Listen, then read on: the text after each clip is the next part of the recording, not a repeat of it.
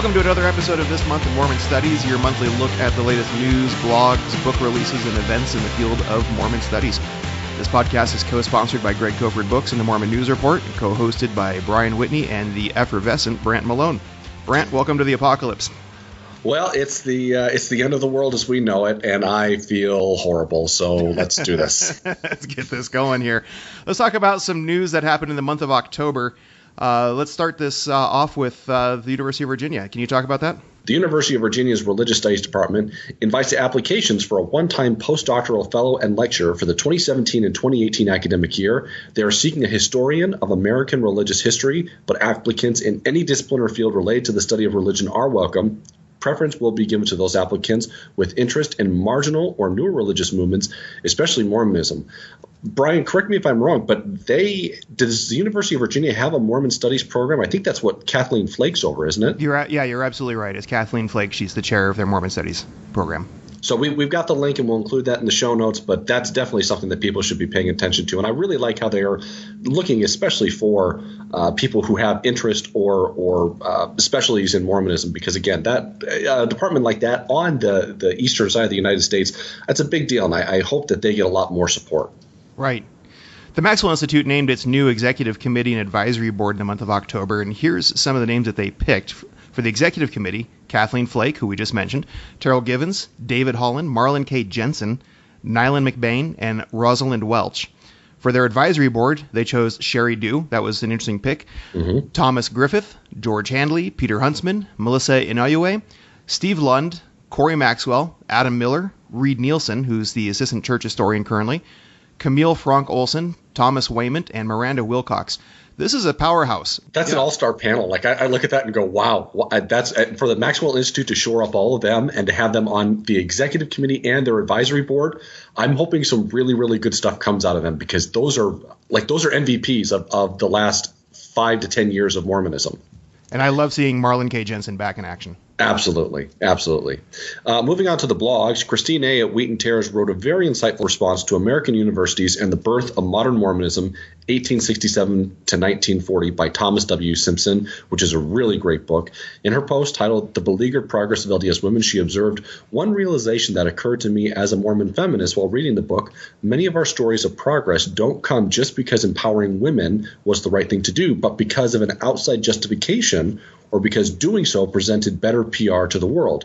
Among the examples she used were Brigham Young's decision to include women in education initiative and women's suffrage in Utah. She concluded, make no mistake, progress comes, but I can't help but be demoralized by feeling that progress only comes when necessary and only when it can make the leaders look good." So her post is at the Wheaton Terrace. I also recommend Blair Hodges' interview with Thomas Simpson on the Maxwell Institute podcast. Does a really good job of getting into the background of where they're going and gets into some of those stories. For example, Brigham Young's decision to include women in the education initiative and shipping a lot of women out to universities like the University of Michigan in my backyard. Right. You know, the sense that altruism defines progress just doesn't seem to hold up historically when you look at issues like this. It seems that just as Christine mentioned, that every time that there is a shift in progress made in either increasing education of women or increasing their voices in politics or whatever, there's always some sort of an ulterior motive behind it. And this holds true not just within Mormonism, but just in general within our society. And additionally, yeah. I would just add that Christine is also becoming one of my favorite bloggers out there. We have a connection because she is in Rexburg, Idaho. That's where I went to school. But at the same time, she brings such a really great perspective, not only on the feminist front, but as a faithful Mormon feminist and someone who has lived in a place like Rexburg, which is extremely conservative. The way that she writes and the way that she views the world is really, really good. So I'm glad to see that she's getting a lot more into doing things like reviewing books. She's done a great job of live tweeting a few of the Mormon study symposiums that have gone on. So she's definitely someone to follow.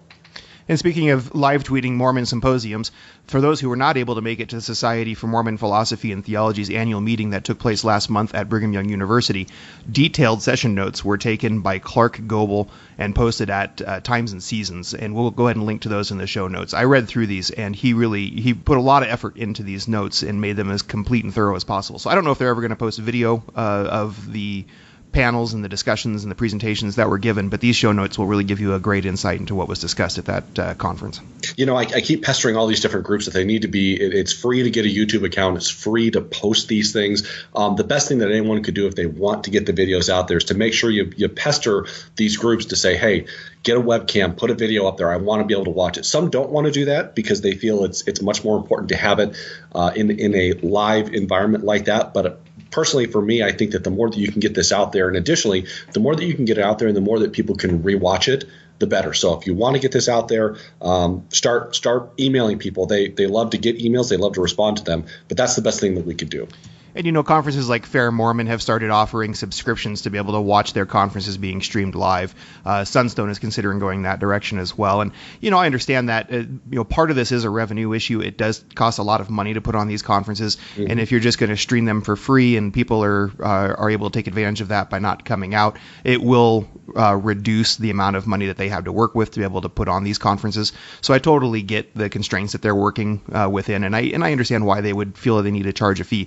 But at the same time, it also, even if it's a later release, even if it's a year later, kind of like how Netflix works, right? Oh, so yeah. At the end of a season or at the beginning of a new season of a new show, they might put the old season on Netflix, right? So even if it's something like that where you're watching last year's conference just before the new conference starts for the next year, I think that a lot of people would benefit from that.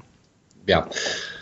JKC at By Common Consent has written a series of articles exploring the liturgical genealogy of the Mormon sacrament. That's a lot of big words. In his first post, he differentiated his purpose from a biographical history of the sacrament, writing, "A biography of the sacrament would be a liturgical history of how the Church has performed and adapted the ritual since its birth in the 1829 Articles of the Church of Christ.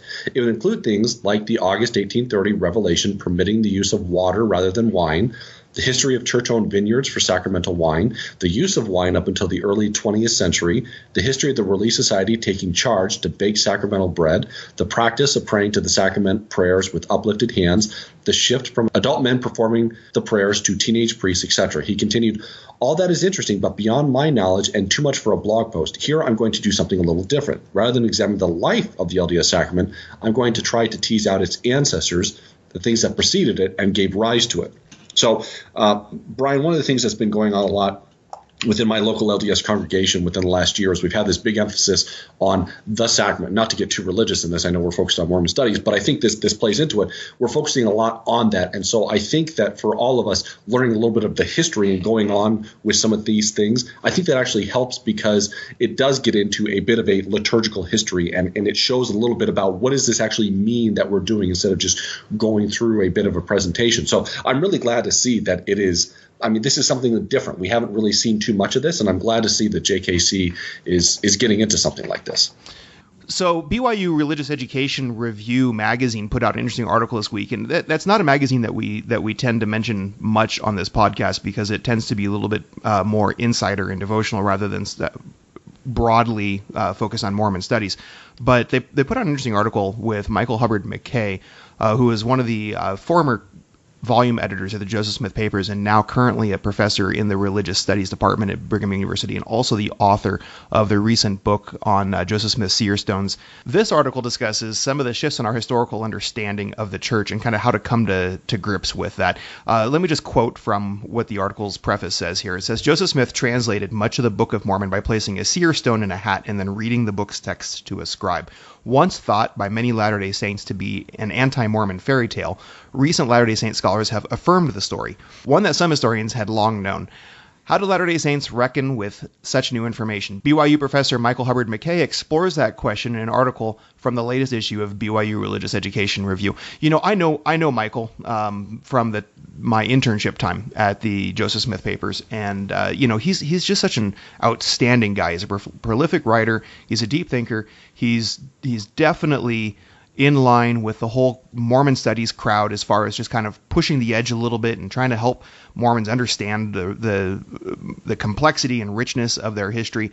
And, I'm just so happy to see that he's getting such a voice over there at Brigham Young University. When he told me that he was leaving and he's going into the religious studies department, the first thoughts that I had, quite frankly, were, oh no, we're never going to hear from this guy again, right? He's going to get buried. And you're doing such good work here with the Joseph Smith papers. And, it's a shame to see him just get swallowed up and engulfed into the machinery that BYU can sometimes be. But, it really goes to show that at least within the religious studies department, they really are trying a new direction. They're really trying to create a richer environment for scholarly conversation, and they're not afraid to take on challenges as much as they used to be. Now, granted, it's not like they're going to invite Grant Palmer to come lecture. That would be fun. Yeah, it wouldn't be. It would be a blast. So, I mean, there certainly is, still parameters that they're working within of being on the faithful side of scholarship. But at the same time, I'm just encouraged that they are willing to take on issues head front and to really examine and look at them and not just tersely or at their surface. Absolutely. And I'm going to ignore the fact that you had to name drop that you knew Michael. I will ignore that. But one of the bigger things is getting into what you're talking about, and especially the fact that, you mentioned at the beginning, we don't really cover the religious education review because they are a very different focus than what Mormon Studies is focused on. But the fact that this article is going to be in a publication that is geared towards seminary institute teachers and religious instruction teachers of the specifically of the more Orthodox Mormon perspective, that's a big deal, because then you could sit there and say that this kind of message hopefully is getting out to those in the seminaries, those in the institute programs, so that this message will proliferate a little bit more. And for someone like myself who does like to push the edges a little bit, okay, now I have a quasi-official publication that I can now turn back to and say, hey, by the way, this Searstone thing, this isn't just crazy Brother Brandt in your local Mormon congregation talking. This is being told to seminary institute teachers. And so that's one of the big benefits that is happening, is you have someone like Michael there who is bringing that sort of credibility, so that hopefully when other members of the Mormon congregation at large come across it, they can go, okay, at least I've got somewhat of a soft landing zone to kind of get into some of these subjects. Right. Joseph Spencer published an intriguing article in The Interpreter entitled On the Dating of Moroni 8 and 9, where he wrote, students of the Book of Mormon who have attempted to establish a rough internal date for the composition of Mormon's two letters in Moroni 8 and 9 have come to different and inconsistent conclusions. Nevertheless, there seems to be evidence enough from the text to arrive at a reasonably certain conclusion as to when the letters are supposed to have originated. At the same time, the fact that the text never bothers to state the exact circumstances under which the letters were produced is theologically suggestive. A very intriguing take on Moroni 8 and 9 that I haven't heard before, so I'm glad you included this. I haven't even read this yet, so it's going to be on my radar to read and dig into.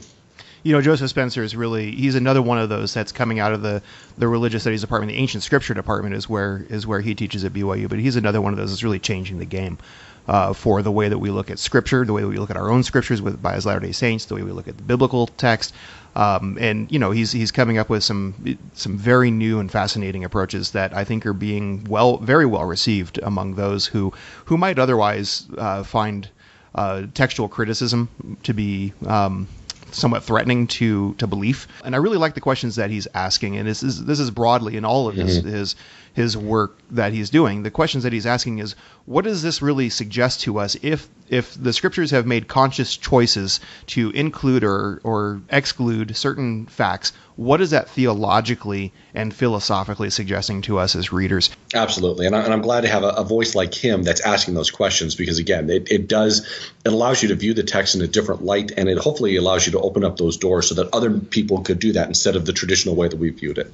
Joseph Stewart, writing for the Juvenile Instructor, posted a piece titled, If Not 1890, What Year Did Mormonism Change the Most?, where he responded to Grant Underwood's argument in the Pacific Historical Review titled Revisioning Mormon History, where he argued that 1890 was not such a watershed year for Mormon history as historians have led us to believe. Stewart responded to this by writing, I find that I generally agree with Jan Ships on the importance of 1890. She wrote, whatever else it did, the manifesto announced that the old order would have to pass away. Despite my belief that 1890 is a very important year for Mormons and historians of Mormonism, I think that reducing the large-scale changes of Mormonism to 1890 alone is unproductive. And then he goes through this article and lists out several other very key changes, up to and including the alteration of the priesthood ban on blacks, in 1976. So he has these big moments of changes within Mormonism, and I think if nothing else, it really shows us that it's accumulation of multiple changes throughout the history of the church that is led the church to where it is today. You can't just point to one thing, but at the same time, I also understand Jan Shipp's argument, just like Stuart said, that if you did have to point to one thing that had the most impact, perhaps the 1890 revelation was it, in the fact that it alone said that we can't continue to exist the way that we did, and that was really the first time that Mormonism kind of had to consider letting down its guard on a major principle in order to continue its survival. I can appreciate where they're going, and I understand that's a very scholarly and historical way to approach things. You can't look at everything in a vacuum. Everything is a summation of the whole, and et cetera, et cetera. But let me draw this quick analogy. In about July, I listen to a decent amount of sports talk radio, and July is considered like the just worst for sports talk radio because there's nothing going on. And I'm not equating that to this, but what they do is they start tossing out, who would be on your Mount Rushmore of best baseball players of all time, et cetera, et cetera. This is one of those questions that I love because it's one of those things where you could think about it and you could have a really rousing debate about this. And so, again, while I appreciate the fact that we can take it all in a whole and it's not one individual year and et cetera, there is a lot to sit there and play around with because you could say 1890, you could say the late 1970s when the priesthood ban was rescinded. I would almost say that 2012 was a watershed year for Mormonism. So if you were to put those years on the Mount Rushmore of essential Mormon, most important Mormon years, yeah, those are going to be up there. And so, again, from the scholarly perspective, I get it. From my chair, which is just the casual observer, I love this stuff. And I love seeing their back and forth because here's extremely intelligent individuals who know what they're talking about, who could toss around different ideas and say, I think it's 1890. I don't know if you could say that's 1890. I think it might be this year. That's the best part about this whole thing. This was so much fun to read both sides of it. And I almost want to see them continue to discuss it because I think it's a valid, we don't have that much as far as our history goes compared to other major religions, but we have enough where we could go, wow, we made some major changes from the 1830s until 2016. When did the most change happen and what were the things surrounding that? And this is one of those rare articles where I'd actually suggest reading the comments section. Oh yeah. Because you do have a lot of contributors who are also involved in Mormon studies who are giving some very thoughtful responses to this. It's more of a conversation in this case than it is a presentation of information. So yeah, it's a great article. Nathan Waite, manager of the Joseph Smith Papers web team, contributed a post to the Juvenile Instructor titled The JST at the JSP, where he offered a brief look at the history and historiography of the Joseph Smith translation. Throughout his post, he links to digitizations of original JST texts and explains their historical context. It's a really fascinating read that showcases the digitization efforts done by the Joseph Smith Papers, but additionally, it's also a fascinating read to see how Joseph Smith went through and did the process of translation and the fact that he went through multiple times, went through multiple areas. It was really good, and I'm just glad that the JSP team is getting involved with a legitimate place like the Juvenile Instructor to begin to share that information and again, it's another one of those where the Juvenile Instructor is probably one of the few websites that I actually read the comments on because you have so many bright minds getting in there and offering different perspectives on things. It was a really great piece.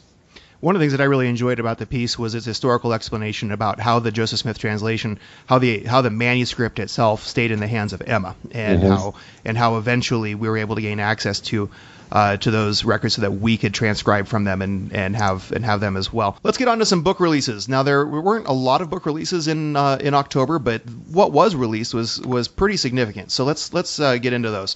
First, let's talk about the Foundations of the Restoration 45th Annual Brigham Young University Sidney B. Sperry Symposium. This was collected together and edited by Craig James Osler for the BYU Religious Studies Center imprint. Readers will learn about how we understand LDS history and doctrine, about the beliefs declared in the Articles of Faith and how we apply their truths, about the development of temples and temple ordinances, about the restoration of true Sabbath worship.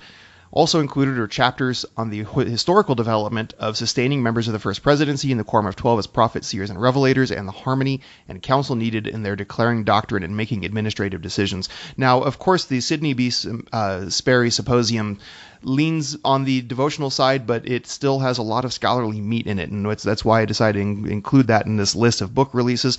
I think that there's a lot of content in here that's really worth chewing on. I was particularly interested in the presentations done on the historical development of sustaining the members of the First Presidency in Quorum of 12. That's a question that came up, I think, really in the last general conference or two, where people started asking, when did we really start doing this? When did we start sustaining them as prophets, seers, and revelators of the church? Has it always been that way since the beginning? And if not, when did we start seeing that come in, and why? And so, a lot of these articles that are collected in this book are going to approach this, from a faith defense perspective, but they're still going to give you a lot of great information as to the development of these items that they're discussing. At first I really wasn't that intrigued with it. The Sidney B. Sperry Symposium is great, but it's just not necessarily what I'm interested in. However, it seems like what they're starting to do now, I know that they were themed in the past, and this might continue in the future, but based on the blurb that you just read and some of the information that's in there, it's almost like they're taking current contemporary events and developing some papers behind that to be able to look at it and say, okay, let's try and put this in context. What does this mean, this whole sustaining thing? Because now there's been a movement of individuals who are actively opposing them at General Conference. Okay, where does that come from? How did we get here, basically? So, okay, now I'm intrigued. I mean, good job, Brian. You just sold me on picking up the new Sidney B. Sperry volume. Nice. Joseph Spencer has a new book out called The Vision of All, 25 Lectures on Isaiah in Nephi's Record from Greg Kofford Books. It's presented as a series of down-to-earth lectures. The Vision of All outlines a comprehensive answer to the question of why Nephi was interested in Isaiah in the first place.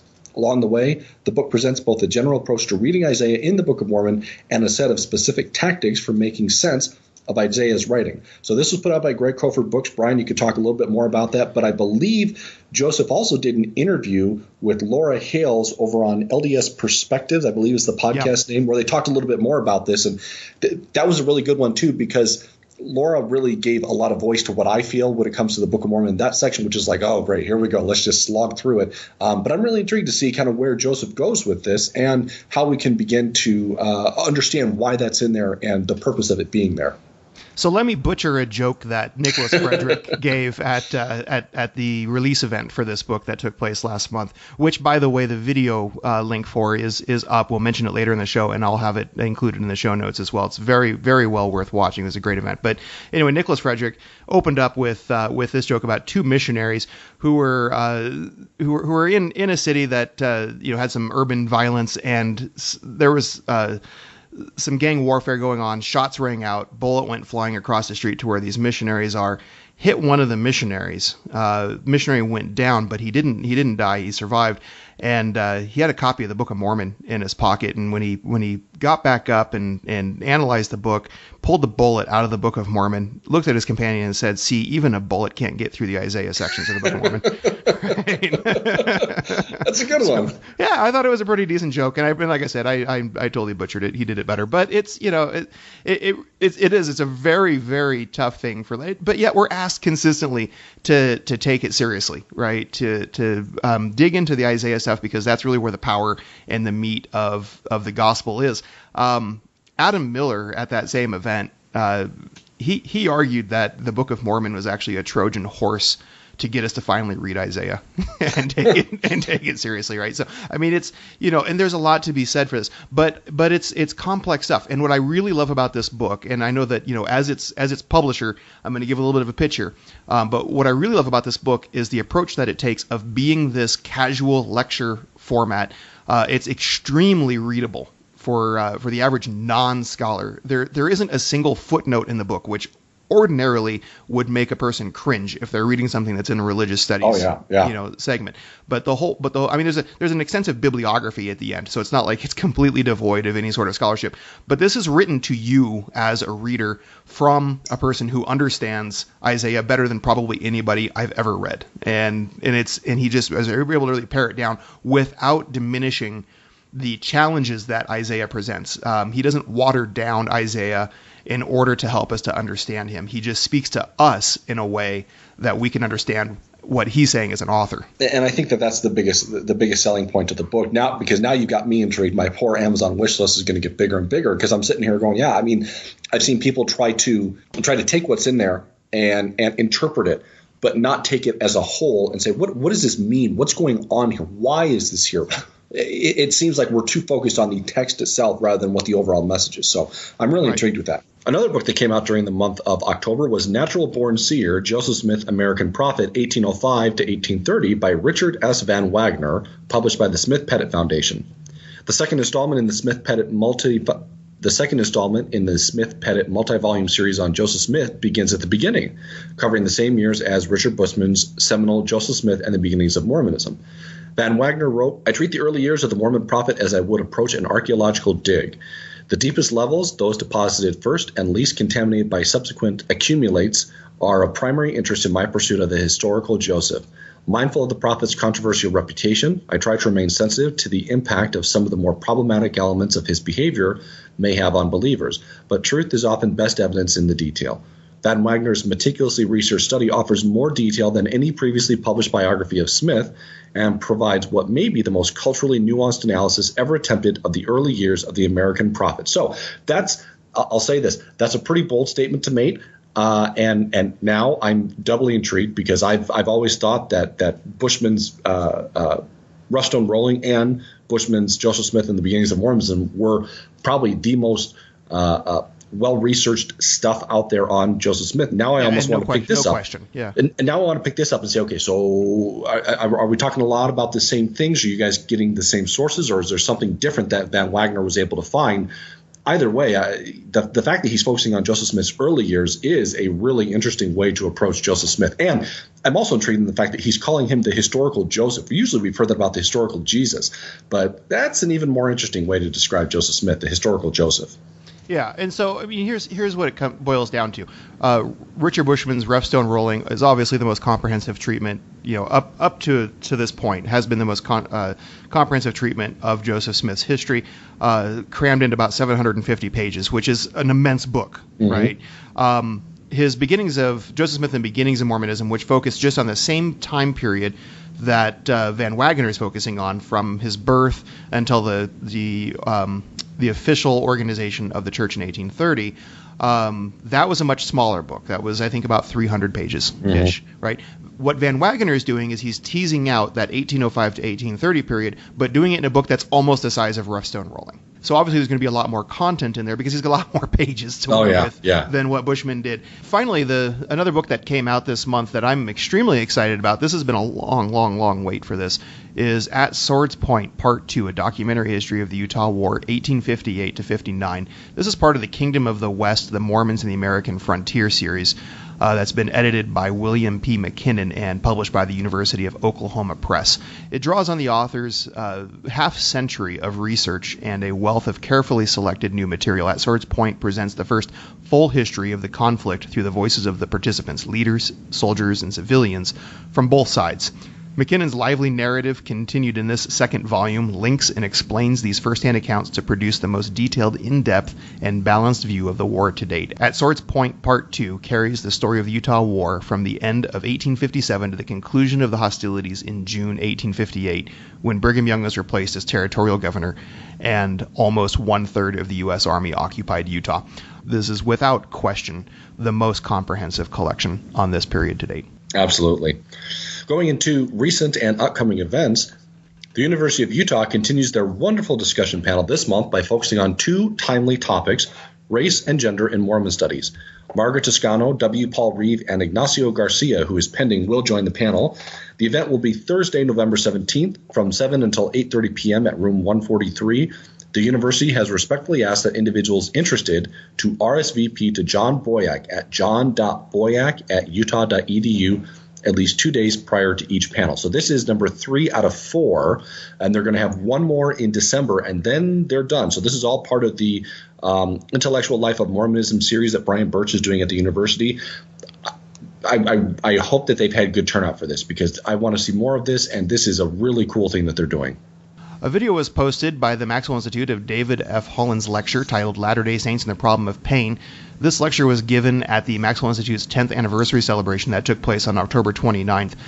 For those who aren't familiar with David F. Holland, he's over at the Harvard Divinity School, and he is just such an amazing and gifted scholar, researcher, speaker, and author. I'm so glad to see that he's participating with the Maxwell Institute more and that he's part of their executive committee. I highly recommend listening to this lecture. Greg Kofford Books posted a video of a roundtable discussion held in Provo on October 27th for Joseph Spencer's new book, The Vision of All, 25 Lectures on Isaiah in Nephi's Record. This roundtable featured Joseph Spencer, Adam Miller, Sharon Harris, and Nicholas Frederick, and hopefully they included that missionary joke that you salvaged it. It wasn't horrible. It's there. Yeah. This is such a good video, guys. I'm so glad that we were able to live stream this. This discussion was awesome. So I hope people watch it. Those in the Pacific Northwest have an opportunity next week to attend the annual Sunstone Northwest Symposium being held November 19th at the Seattle Community of Christ Church. Highlights from this symposium include David Banach presenting on race and lineage, Kirk and Amanda Cottle discussing post-Mormon polygamy, a lunch presentation given by Lisa Butterworth of the Feminist Mormon Housewives, Bryce Blankenangle, I'm going to butcher that name, presenting on the life of Sidney Rigdon, and more.